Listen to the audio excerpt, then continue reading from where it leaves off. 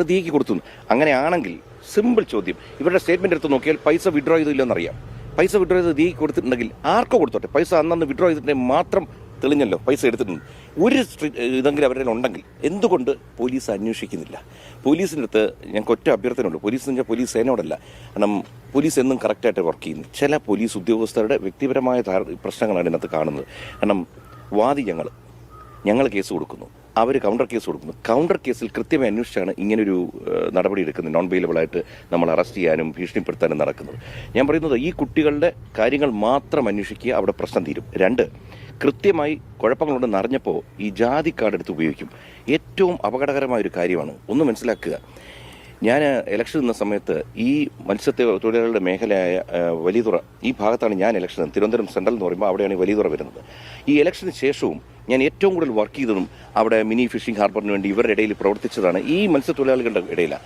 അപ്പോൾ എൻ്റെ മക്കൾക്ക് ഈ ജാതി മതവും നോക്കിയല്ല ഈ ജോലിക്ക് ആൾക്കാരെ എടുക്കുന്നത്. ആരെങ്കിലും വരുന്നു, അവർ നല്ലവരാണെന്ന് തോന്നുകയാണെങ്കിൽ എടുക്കും. ഞാൻ ഇവർക്ക് വേണ്ടി ഏറ്റവും വർക്ക് ചെയ്തു. എന്നിട്ട് ഇനി ജാതി ഒന്നും ജനങ്ങൾക്ക് മതവും ജാതിയും തിരിച്ചറിയില്ല. ഒന്നാമത്തെ കാര്യം. ഒന്ന്, മത്സ്യത്തൊഴിലാളി കുടുംബത്തിൽ അവർക്ക് എന്ത് ജാതിയാണ്? അവർ ക്രിസ്ത്യൻ സമൂഹത്തിൽ വരുന്നവരാണ്.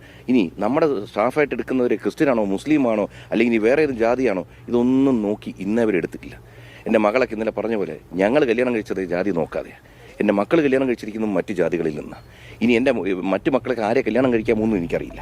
ആരെ കഴിച്ചാലും നമുക്കിതൊന്നും ബാധകമല്ല. തീർത്തും ജീവിതത്തിൽ ചിന്തിക്കാത്ത കാര്യങ്ങളാണ് ജാതി മതമൊക്കെ. എനിക്കെതിരെയാണ് ഇത്തരം ആരോപണങ്ങൾ കൊണ്ടുവരുന്നത്. ഇതിനും എന്തെങ്കിലും അടിസ്ഥാനമുണ്ടോ നിങ്ങൾ നോക്കണം. എനിക്കെതിരെ ഇട്ടിരിക്കുന്ന വകുപ്പിൽ പോലും SC/ST ഇല്ല. കാരണം അവർ ഈ ജാതിയെ പറഞ്ഞു. ഞാൻ ആരെയും നമ്മൾ ഒരിടത്തും അധിക്ഷേപിക്കുകയോ സംസാരിക്കുകയോ ചെയ്തിട്ടില്ല. ഇപ്പോഴും ഒറ്റ അപേക്ഷയുള്ളൂ. ആദ്യം തന്നെ ഒരു നന്ദി പറയാൻ വിട്ടുപോയി. ഇന്നലെ ഈ സംഭവം എനിക്കെതിരെ ആദ്യം എന്തൊക്കെയോ വന്നു. പത്രമാധ്യമ സോഷ്യൽ മീഡിയ സുഹൃത്തുക്കൾ ഇന്നലെ കൃത്യമായി ഇത് വെളിയിൽ കൊണ്ടുവന്നത് കൊണ്ടാണ് നമ്മളല്ല കുറ്റക്കാരെന്ന് ജനങ്ങൾക്ക് മനസ്സിലാക്കാൻ കഴിഞ്ഞത്. അതിനാദ്യം ഒരു നന്ദി ഞാൻ പറയാൻ വിട്ടുപോയി. അല്ല, വീഴ്ചയാണല്ലോ ഇത്. കാരണം വെച്ച് കഴിഞ്ഞാൽ ഞാൻ ഇപ്പോഴും പോലീസ് എന്നുള്ള വാക്ക് ഉപയോഗിക്കില്ല. ഒരു പോലീസ് ഉദ്യോഗസ്ഥന്റെ ഭാഗത്തു നിന്നുള്ള വീഴ്ചയാണ്. നമ്മൾ മൊത്തത്തിൽ പോലീസിനെ അടച്ചാക്ഷേപിക്കുമ്പോൾ ഒരു സേനയുടെ ഒരു മനോവീര്യം തകർക്കുന്ന പരിപാടിയാണ്. എത്ര നന്നായിട്ടാണ് പോലീസ് കാര്യങ്ങൾ അന്വേഷിക്കുന്നത്. പക്ഷേ ചില മേഖലകളിൽ ചിലർ ഇടപെട്ട് കഴിയുമ്പോൾ ചില ഉദ്യോഗസ്ഥർ ചിലപ്പോൾ രാഷ്ട്രീയ ചിന്ത, ഇപ്പോൾ എൻ്റെ പ്രത്യയശാസ്ത്രവുമായിട്ട് വ്യത്യസ്തമായി ചിന്തിക്കുന്ന ഒരു വ്യക്തിയായിരിക്കാം. ഇതിനകത്ത് രാഷ്ട്രീയം മതം ഒന്നും കലർത്താൻ പാടില്ല. ഒരു പോലീസ് ഉദ്യോഗസ്ഥൻ യൂണിഫോമിൽ വരുമ്പോൾ ഇത് ഞാൻ പറഞ്ഞു കൊടുക്കണ്ടല്ലോ. എൻ്റെ അച്ഛൻ യൂണിഫോം ധരിച്ചിരുന്ന ഒരാളാണ്. അൺബയസ്ഡ് ആയിരിക്കണം. ഒരു ആൾക്ക് വേണ്ടിയും അനുകൂലമായിട്ടോ പ്രതികൂലമായിട്ടോ പ്രവർത്തിക്കാതിരിക്കുക. ഞാൻ പോലും കേസ് അന്വേഷണത്തിൽ പോയപ്പോൾ ഞാൻ ഇപ്പോഴും പറയുന്നത്, എനിക്ക് വേണ്ടി ആരും ഒന്നും ചെയ്യേണ്ട, പക്ഷേ നിഷ്പക്ഷമായൊരു അന്വേഷണം നടത്തുക. ആദ്യം കേസ് കൊടുത്ത ഞങ്ങളാണ്. അത് വെച്ചിട്ട് ഈ കുട്ടികൾ പണം എടുത്തിട്ടുണ്ടല്ലോ, ഇവരുടെ സ്റ്റേറ്റ്മെന്റ് മാത്രം അന്വേഷിക്കൂ. ഇതിനകത്ത് ടാക്സ് മറ്റേതൊക്കെ ഞങ്ങളല്ലേ അടയ്ക്കുന്നത്. ഇനി അപകടം വരാൻ പോകുന്ന പെൺകുട്ടികൾക്ക് ഇത്തരം പണം എടുത്തിട്ടുണ്ടെങ്കിൽ അവർ ടാക്സ് അടയ്ക്കേണ്ടി വരും. അവർ സൂക്ഷിച്ചാൽ മതി. ഞങ്ങൾക്ക് യാതൊരു ബുദ്ധിമുട്ടും വരില്ല.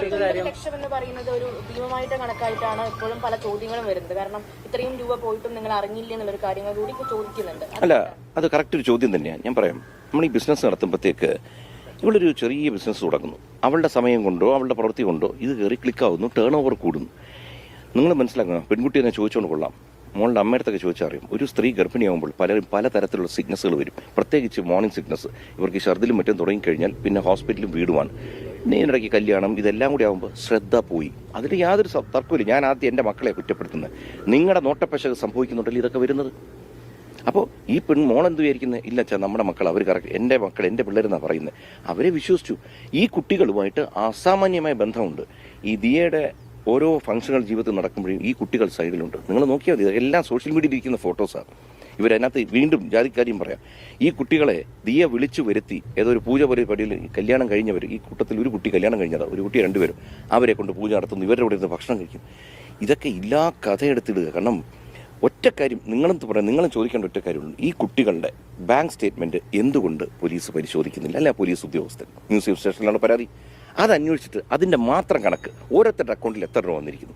ഈ 15 രൂപ ശമ്പളത്തിൽ അങ്ങോട്ട് വർക്ക് ചെയ്യുന്ന കുട്ടികളാണ്. ഇവരുടെ അക്കൗണ്ടിൽ എങ്ങനെ ഈ പണം വന്നു?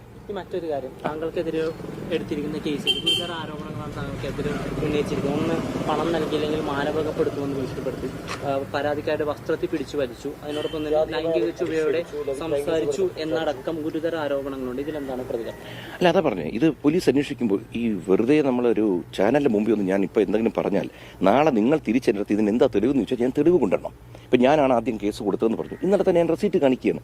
അല്ലാതെ വെറുതെ ഒരു ആരോപണം അതുകൊണ്ടല്ലേ ഞങ്ങൾ ഈ കുട്ടികൾക്കെതിരെ ഇന്നലെ ഈ ഇഷ്യൂ അവരുടെ നിങ്ങൾക്ക് പോലും വിവരം കിട്ടിയത് ഞാൻ പറഞ്ഞിട്ടില്ല. ഏതോ മ്യൂസിക് സ്റ്റേഷനിൽ നിന്നുകൊണ്ട് നിങ്ങൾക്ക് വിവരം കിട്ടിയിരുന്നു. അതുവരെ ഞാൻ എന്തെങ്കിലും പറഞ്ഞു. അപ്പം ഞാൻ ഇവരെല്ലാവരെയും പ്രൊട്ടക്ട് ചെയ്ത് പോകുന്ന വെച്ചാൽ എൻ്റെ മക്കളെ പോലെ തന്നെ ഇവരും പെൺകുട്ടികളാണ്. ഇവർക്കും സുരക്ഷിതമായി മുന്നോട്ട് പോകേണ്ടതാണ്. പിന്നെ ഈ പറഞ്ഞ ആരോപണങ്ങൾ ഇത് അന്വേഷിക്കേണ്ട പോലീസാണ്. ഓൾറെഡി എല്ലാ വീഡിയോയും ഞങ്ങളുടെ ഇരിക്കുന്ന കൊടുത്തു കഴിഞ്ഞു. ഈ പരിസരത്തുള്ള എല്ലാ വീഡിയോകളും, അതായത് എൻ്റെ ഓഫീസിനെതിരെയുള്ളത്, മക്കളുടെ ഓഫീസിൽ, എല്ലായിടത്തും വന്ന് വീഡിയോ പോലീസ് എടുത്തുകൊണ്ട് പോയിട്ടുണ്ട്. ഇത് മാത്രം അന്വേഷിച്ചാൽ മതി.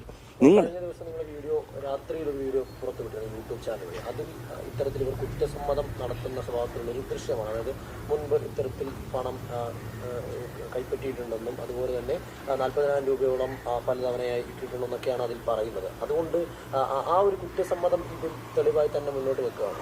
അതല്ലേ ഞാൻ പറഞ്ഞത്. ഇപ്പം അതിനകത്ത് തട്ടിക്കൊണ്ടുപോലെ ഒന്നുമില്ല. അവരവരുടെ വീട്ടിലിരിക്കുന്ന വീഡിയോ ഒന്ന് ആലോചിച്ച് നോക്കി. അവരുടെ വീട്ടിലിരിക്കുന്നു, അവരുടെ വീട്ടിലിരുന്ന് അവരെടുത്ത വീഡിയോ ഇതാരാ പുറത്ത് വിട്ടത്? ആദ്യം ആലോചിക്കൂ. അവരുടെ ഫോണിലിരിക്കുന്ന വീഡിയോ ഞങ്ങൾക്ക് എങ്ങനെ കിട്ടും? അപ്പോൾ ഇവരുടെ പുറകിൽ ഇവരെ നശിപ്പിക്കാനാണോ ഇവരെ നല്ലതാക്കാനാണോ ആരോ ഒരു കുബുദ്ധി ഇവരുടെ പുറകിൽ വർക്ക് ചെയ്യുന്നുണ്ട്. അതായത് ആർക്കോൺ മറ്റേ ഫ്ലാറ്റിന്റെ താഴെ ഇരിക്കുന്നു, അത് നിങ്ങൾ നോക്കൂ. ഇവർ പൈസയുമായിട്ട് മോളുടെ ഫ്ലാറ്റിന്റെ താഴെ വന്നിരിക്കുക. അതിനകത്ത് നിങ്ങൾ നോക്കൂ, ആണുങ്ങൾ ആരെങ്കിലും ഉണ്ടോ ഒരു ഫ്രെയിമിൽ? എൻ്റെ മകളും ഭാര്യയല്ല എൻ്റെ അത് സംസാരിക്കുന്നത്. ഇതാണ് ഞാൻ പറഞ്ഞത്. ഇവരിറക്കുന്നു. തീർച്ചയായിട്ടും ഞങ്ങളുടെ സ്ഥാപനത്തിൽ നിന്ന് പണം കൊണ്ടുപോയാൽ നമ്മൾ അവരോടല്ലേ ചോദിക്കേണ്ട? ആദ്യം നിങ്ങൾ എടുത്തോ ഇല്ലെന്ന് ചോദിക്കണ്ടേ? ഒരു കാരണം അറിയാൻ നമുക്ക് പോലീസ് സ്റ്റേഷനിൽ പോയിട്ട് ഇങ്ങനെ കുട്ടികൾ ഇതെടുത്തിട്ടെന്ന് പറയാൻ പറ്റുമോ? പറ്റത്തില്ല. അപ്പം ഇവർ പണവുമായിട്ട് വന്നപ്പോഴത്തേക്ക് ഞങ്ങൾ ചോദിച്ചു നിങ്ങളുടെ ഫോൺ കാണിക്കാൻ പറഞ്ഞു. ഫോൺ കാണിച്ച ഫോണിനകത്ത് GPayക്കകത്ത് ഇവർ ട്രാൻസ്ഫർ ചെയ്യുന്ന പണത്തിൻ്റെ മുഴുവൻ റെക്കോർഡ്സ് കിടക്കുക. നമ്മൾ കോൾ ഹിസ്റ്ററി അല്ല ട്രാൻസാക്ഷൻ ഹിസ്റ്ററി നോക്കിയാൽ മതിയല്ലോ. അത് നോക്കുമ്പോൾ എത്രയോ ലക്ഷങ്ങൾ അതിനകത്ത് പോയിരിക്കുന്നു. അവിടെ നിന്നാണ് ഞങ്ങൾ പറഞ്ഞു ഇതല്ല, ഇത്രയും പൈസ പോരാ, ഈ നിങ്ങൾ എടുത്ത പൈസ തരൂ. അപ്പോൾ അസോസിയേഷൻ്റെ ഈ ഒരു ഫ്ലാറ്റിൻ്റെ താഴെ ആൾക്കൂട്ടം വന്നു കഴിഞ്ഞാൽ ഫ്ലാറ്റുകാർ എന്താ പറയുക? പ്രശ്നമാർ ഇവിടെ നിൽക്കാൻ പറ്റില്ല, ബുദ്ധിമുട്ടുണ്ടാവും ഫ്ലാറ്റുകാർക്ക്. ഞങ്ങൾ നിങ്ങളുടെ ഓഫീസിൽ പോകുന്നു, അതിനുള്ള വീഡിയോ ഉണ്ട്. ഞങ്ങളുടെ കാറിൽ കയറുന്നത്, കാറിൽ നിറങ്ങുന്നത്, ഞങ്ങളുടെ ഓഫീസിൽ ഇരിക്കുന്നത്. ഭീഷണിപ്പെടുത്തി തട്ടിക്കൊണ്ടുപോയി ഫോൺ പിടിച്ചു വാങ്ങി വെച്ച് മറ്റുള്ളവരോട് ബന്ധപ്പെടാൻ സമ്മതിച്ചില്ല എന്നൊക്കെയാണ് അവർ പറയുന്നത്. എന്തിനാ ആ വീഡിയോയ്ക്ക് തന്നെ ഒരു ഫോൺ വെച്ചിരിക്കുന്നത്? ഈ മറ്റൊരു കാര്യം ചെയ്തത്, താങ്കൾ ഒരു ദൃശ്യങ്ങളിൽ പ്രചരിച്ച ദൃശ്യങ്ങളിൽ താങ്കളടക്കം ഒരു പേപ്പറിൽ അവരുടെ ഒപ്പിട്ട് വാങ്ങുന്നത്, അതിലെ കണ്ടന്റ് എന്താണ്? ഇവർ പൈസ ഇത്രാം തീയതിക്കകം 15 ലക്ഷം രൂപ 5 വെച്ച് ഓരോരുത്തർ. അതിൻ്റെ രസം എന്താ, ഈ 69 ലക്ഷം പോലും ഞാൻ കട്ട് ചെയ്ത ദിവസം 22 ലക്ഷമാക്കി. നിങ്ങൾ അതെങ്കിലും ഇതാ. അപ്പോൾ അവർ പറഞ്ഞ് തരാം. അങ്ങനെ 5 വെച്ചിട്ട് എത്ര 3 മാസം ഗ്യാപ്പിൽ ഡിസംബറാണ് ലാസ്റ്റ് പേയ്മെൻറ്റ് ചെയ്ത് കേട്ടിരിക്കുന്നത്. ഇതൊക്കെ നിങ്ങൾ തന്നെ കണ്ടില്ല, അവരെന്നെ കാണിക്കുക.